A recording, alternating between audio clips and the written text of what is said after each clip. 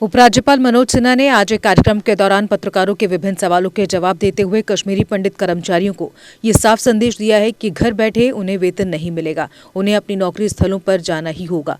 उपराज्यपाल ने कहा कि कश्मीरी पंडित कर्मचारियों की मांग पर उन्हें ब्रीदिंग टाइम दिया गया था और उन्हें 31 अगस्त तक का वेतन भी दिया जा चुका है और अब उन्हें अपने कामों पर लौटना ही होगा। उन्होंने कहा कि सरकार उनकी सुरक्षा के लिए पर्याप्त कदम उठा रही है, प्रशासन उनकी मदद सुरक्षा के लिए पूरी तरह से तैयार है। उन्होंने कहा कि कश्मीर डिवीजन के कर्मचारी इधर से उधर नहीं हो सकते, ये बात कर्मचारियों को समझनी होगी। और लाइन डिपार्टमेंट, एलाइड डिपार्टमेंट के सभी हमारे अधिकारी उस 2 दिन की वर्कशॉप में थे और मैं ये कह सकता हूं कि बड़ी शिद्दत और बड़ी मेहनत से काम करके हमने अनुरोध किया था। उसके चेयरमैन डॉक्टर मंगला राय साहब थे कि एक तो मिशन बना के हमको दे दीजिए जल्दी से जल्दी, जो हम आने वाले 4-5 साल में इम्प्लीमेंट कर सकें, और एक विजन जो लंबे काल तक जम्मू कश्मीर को आगे ले जाएगा। और मुझे बहुत खुशी है और मैं हृदय से अपनी ओर से जम्मू कश्मीर प्रशासन और जम्मू कश्मीर के नागरिकों और किसानों की ओर से विशेष रूप से इस पूरी समिति का हृदय से अभिनंदन करना चाहता हूं, आभार व्यक्त करना चाहता हूं कि पूरा समय दे करके, सारा काम धाम छोड़ करके इस रिपोर्ट को बनाने में इन लोगों ने जो मेहनत की है, मैं समझता हूं कि इसकी जितनी भी तारीफ की जाए वो कम है और निश्चित रूप से इसके कारण जम्मू कश्मीर में एक बड़ा बदलाव आने वाला है। एग्रीकल्चर और एलाइड सेक्टर में कुल 29 इंटरवेंशंस इन समिति ने प्रपोज किए हैं। उसके आउटपुट और आउटकम को भी बहुत ही गंभीरता से देखा गया है। जब एक श्रीनगर में हम लोग थे, सेक्रेटेरिएट में बैठक हुई जिसमें एपेक्स कमेटी के सभी सम्मानित सदस्य भी थे, चेयरमैन साहब भी थे, इन लोगों ने मैं भी था, चीफ सेक्रेटरी भी थे, डुल्लू साहब भी थे, हमारे और भी वरिष्ठ अधिकारी थे, एग्रीकल्चर और एलाइड सेक्टर के सभी हमारे सीनियर ऑफिसर्स उस बैठक में मौजूद थे। उस दिन बहुत विस्तार से नहीं लेकिन संक्षेप में मैं कहूं कि जो उसका मूल तत्व था वो इन लोगों ने हम लोगों को समझाया और उसे प्रशासनिक स्वीकृति और वित्तीय स्वीकृति हम लोगों ने दे दी है। 5 साल में 5013 करोड़ रुपए इन 29 परियोजनाओं को लागू करने में हम खर्च करने जा रहे हैं आने वाले समय में। और मुझे विश्वास है कि ये व्यापक योजना जम्मू कश्मीर की के एग्री इकोनॉमी को नई डेवलपमेंट ट्रेजेक्टरी पर ले जाएगा, कृषि उत्पादन को दुगुना करेगा, एक्सपोर्ट में भारी वृद्धि होगी तथा इस सेक्टर को सस्टेनेबल और कमर्शियली वायबल बनाने में सफलता मिलेगी। मैं व्यक्तिगत तौर पर इसे जम्मू कश्मीर की विकास यात्रा एवं ग्रामीण समृद्धि में नए युग की शुरुआत मानता हूं। इस प्रेस कॉन्फ्रेंस के बाद एग्रीकल्चर और एलाइड सेक्टर के समग्र विकास से संबंधित ये 29 3 वर्षों में ट्रैक पर आ गई थी, लेकिन उसे अभी और रफ्तार देने का समय था और इसे इसकी जरूरत महसूस की जा रही थी। मैं उस नई योजना पर आगे भी थोड़ी देर में आपसे बात करूंगा, लेकिन उसके पहले जो एग्रीकल्चर और एलाइड सेक्टर में जो कुछ महत्वपूर्ण निर्णय और कुछ उपलब्धियां हमारी हैं उनका मैं जिक्र करना आवश्यक समझता हूँ। पिछले 3 वर्षों में एग्रीकल्चर एवं एलाइड सेक्टर की ज़्यादातर स्कीम में कैपिटल इन्फ्यूजन पहले की तुलना में 2 गुना से ज़्यादा बढ़ाया गया है। मैंने 2019 के पहले जो कैपिटल इन्फ्यूजन था उसकी तुलना में 2 गुना से ज़्यादा बढ़ाया गया है। हॉर्टिकल्चर हो, लाइव स्टॉक डेवलपमेंट हो, डेयरी में व्यापक परिवर्तन के लिए नई स्कीम शुरू करने का मामला हो, 2500 हेक्टेयर जमीन पर हाई डेंसिटी प्लांटेशन करने का मामला हो, 320 हेक्टेयर एप्पल तथा 2400 हेक्टेयर ट्रॉपिकल फ्रूट्स भी उसमें शामिल है। 11 सीए स्टोर, 3451 डेयरी यूनिट स्थापित की गई हैं। लाइव स्टॉक सेंटर में आत्मनिर्भर जम्मू कश्मीर के लक्ष्य के साथ यूटी कैपेक्स में 4 नई स्कीम शुरू की गई थी। हमने सीप हस्बेंड्री सेक्टर को अपग्रेड करने के लिए न्यूजीलैंड के साथ एक MOU भी किया था। वर्तमान में अपनी आवश्यकताओं को पूरा करने के लिए जम्मू कश्मीर करीब 1125 करोड़ रुपए का मटन इंपोर्ट करता है। हमारी कोशिश है कि अगले 5 साल में इस क्षेत्र में भी जम्मू कश्मीर आत्मनिर्भर बन सके। जम्मू कश्मीर देश का पहला यूनियन टेरिटरी है जिसने मोबाइल पशु अस्पताल प्रारंभ किया है देश में। हमने पशुपालकों के घर तक सेवाएं पहुंचाने के लिए हेल्पलाइन 1962 शुरू की है। ये भी भारत सरकार के जो मंत्री हैं रूपाला साहब श्रीनगर आकर के उन्होंने इसे प्रारंभ किया था। 3 साल में हमारा फिश प्रोडक्शन 25% और ट्राउट प्रोडक्शन 3 गुना बढ़ा है। 17,000 फिशरमैन के लिए 6,000 से ज़्यादा आवास देने में हमें सफलता मिली है। इस तरह के अनेक महत्वपूर्ण पड़ाव हमने 3 सालों में पार किया है। लेकिन सबके मन में कहीं न कहीं एक बात उठती थी कि खेती किसान की केवल जीविका का साधन नहीं होना चाहिए, बल्कि उसे कैसे किसान की समृद्धि का माध्यम बनाया जा सके। चुनौतियां चाहे वो क्लाइमेट चेंज की हो, लैंड डिग्रेडेशन की हो, मार्केट की समस्या हो, किसान भाइयों को कैसे संरक्षित किया जाए, ये विचार बराबर चर्चा में रहता था। और स्वाभिमानी किसान और समृद्ध किसान, इस बात को कैसे जमीन पर उतारा जाए। 1-2 दिन की वर्कशॉप श्रीनगर में हुई थी। देश भर के प्रसिद्ध कृषि वैज्ञानिक, हमारे दोनों विश्वविद्यालयों के सम्माननीय कुलपतिगण, हमारे ACS करा दिया जाएगा।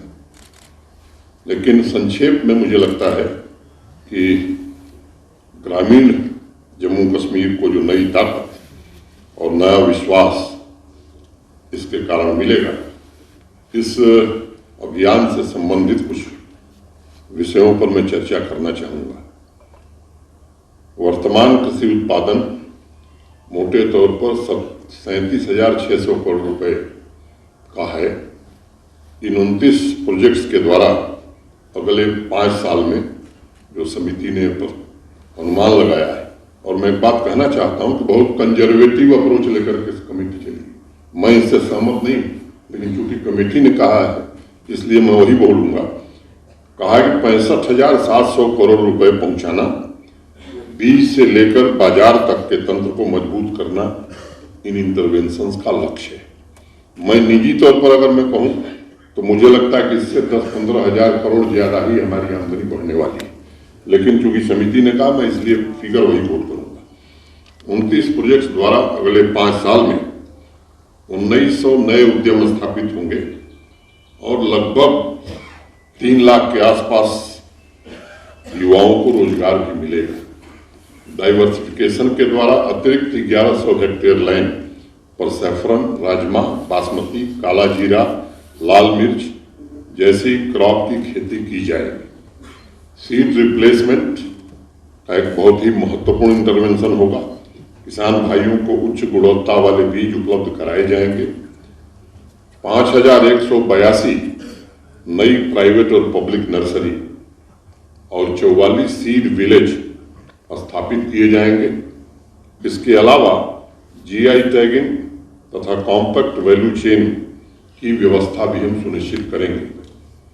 1100 हाईटेक ग्रीन हाउस और 3,548 पॉली हाउस स्थापित किया जाएगा और लक्ष्य यह है कि वेजिटेबल प्रोडक्शन को 19.90 लाख मेट्रिक टन में लगभग 20 लाख मेट्रिक टन से बढ़ाकर 26 लाख मेट्रिक टन हम ले जाएं। मेडिसिनल तथा एरोमेटिक प्लांट कल्टीवेशन के 750 करोड़ रुपए के मार्केट पोटेंशियल को हमें प्राप्त करना है। वैल्यू चेन तथा एग्रीगेशन नेटवर्क के साथ 67,000 मेट्रिक टन CA स्टोरेज निर्मित किया जाएगा। हनी प्रोडक्शन को 3 गुना करने का लक्ष्य रखा गया है। सिल्क वर्म, सीड तथा कपून प्रोडक्शन को 2 गुना किया जाएगा तथा हाई क्वालिटी सिल्क प्रोडक्शन में जम्मू कश्मीर नई ऊंचाई प्राप्त कर सकेगा। कंडी और रेन फेड बेल्ट के 14,000 हेक्टेयर लैंड पर मिलेट और न्यूट्री सीरियल्स के उत्पादन का लक्ष्य रखा गया है। इसके साथ ही 60 मिलेट प्रोसेसिंग यूनिट भी हम स्थापित करेंगे। एग्रीकल्चर में मैकेनाइजेशन को बढ़ावा देने के लिए 283 नए custom hiring centres, 142 artificial intelligence तथा प्रिसीजन फार्मिंग सेंटर्स स्थापित किए जाएंगे। ऑयल सीड का उत्पादन दोगुना करने का लक्ष्य रखा गया है। 100 ऑयल एक्सट्रैक्शन यूनिट स्थापित की जाएंगी। 300 FPOs निर्मित करेंगे, जिसमें 3000 फार्मर्स इंटरेस्ट ग्रुप शामिल होंगे और प्रत्येक ब्लॉक में 60,000 किसान भाइयों को मोबिलाइज करने का भी लक्ष्य रखा गया है। आदर्श शहर हो, नागरिकों को सभी सुविधाएं उपलब्ध कराकर उनके जीवन स्तर को ऊपर उठाया जाए। मित्रों, इसी तरह एस्पिरेशनल टाउन की तर्ज पर ही गांवों तथा ग्रामीण नागरिकों की दिशा और दशा बदलने के लिए जम्मू कश्मीर में एस्पिरेशनल पंचायत डेवलपमेंट प्रोग्राम को भी स्वीकृति मिली है। इस एम्बिशियस प्रोग्राम के अंतर्गत पंचायत डेवलपमेंट इंडेक्स के 100 पैरामीटर्स सभी 4291 पंचायतों के परफॉर्मेंस को इवेल्युएट किया जाएगा, एग्जामिन किया जाएगा। उसके आधार पर 285 मोस्ट बैकवर्ड पंचायतों का चयन होगा और यह प्रक्रिया भी आने वाले 3 महीने में पूरा करने की कोशिश की जाएगी। मोस्ट बैकवर्ड पंचायत का चयन करने के लिए 100 पैरामीटर्स 9 सेक्टर्स से लिए जाएंगे। Agriculture and allied activities, health and nutrition, education, rural development, sanitation, individual beneficiary oriented schemes, skill development, basic infrastructure, environment and good governance. इन सभी 285 एस्पिरेशनल पंचायतों का विकास डिस्ट्रिक्ट, यूटी तथा सेंट्रली स्पॉन्सर्ड स्कीम के कन्वर्जन से किया जाएगा। इसके अलावा इन सभी पंचायतों की इंडिकेटर्स के परफॉर्मेंस को इम्प्रूव करने के लिए 10 लाख रुपए भी दिए जाएंगे, बशर्ते उन्होंने 10 पैरामीटर्स को पूरी तरह से सैचुरेट कर दिया है। ये 10 पैरामीटर्स होंगे: soil health card, land passbooks, Kisan credit card, Shram card issued to eligible labourers, 100% institutional births, 100% vaccination of children in the age group of 9 to 11 months, 0% out of school children, 100% solid waste collection and treatment, Aadhaar seeding with Manrega cards, issuance of golden cards under PM-JAY सेहत। संबंधित DC तथा सभी aspirational पंचायतों के लिए इस back to village में हमने नोडल ऑफिसर अपॉइंट किया था, वो अनवरत उस काम को करेंगे। मित्रों, और चुने हुए जो प्रतिनिधि हैं, चाहे शहरी क्षेत्रों के या ग्रामीण क्षेत्र, उनकी भी सक्रिय भागीदारी इन कार्यक्रमों में हो, इसका हर प्रयास किया जाएगा। उनसे भी चर्चा की जाएगी। तौर पर 10,000 करोड़ के आसपास है, इसे बढ़ाकर 15,000 करोड़ के ऊपर ले जाने का लक्ष्य रखा है। प्रोसेसिंग सेक्टर को नया सामर्थ्य मिले, 17 जिलों में 7 प्रोडक्ट क्लस्टर स्थापित किए जाएंगे। मिल्क, वॉलनट, मीट, वेजिटेबल तथा बासमती राइस के 5 मेगा क्लस्टर स्थापित करने का भी लक्ष्य है। हर क्लस्टर पर 50 करोड़ रुपए खर्च किए जाएंगे।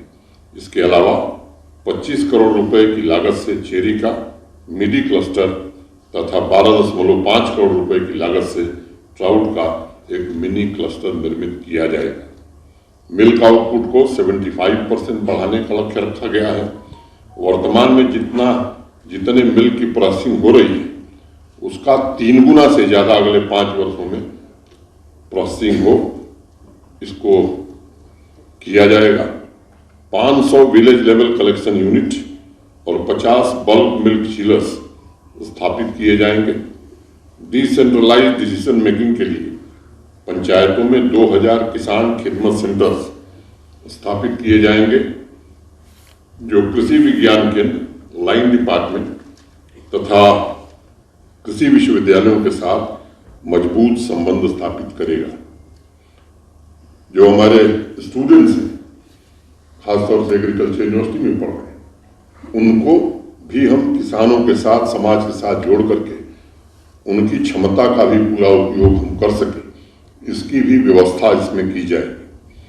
आज सबसे बड़ी चुनौती स्मॉल तथा मार्जिनल फार्मर्स को गरीबी के चक्र से मुक्ति दिलाना है। ये सभी 29 प्रोजेक्ट्स जम्मू कश्मीर के लगभग जितने भी मार्जिनल फार्मर्स हैं, एक अनुमान है कि 2.62 लाख मार्जिनल फार्मर हैं, उनके जीवन में एक बड़ा बदलाव लाएगा और 13 लाख किसान परिवारों को आर्थिक सुरक्षा भी प्रदान करेगा, उन्हें आत्मसम्मान भी देगा, उनके आत्मविश्वास एवं उनके स्वाभिमान को नई सामर्थ्य भी देगा।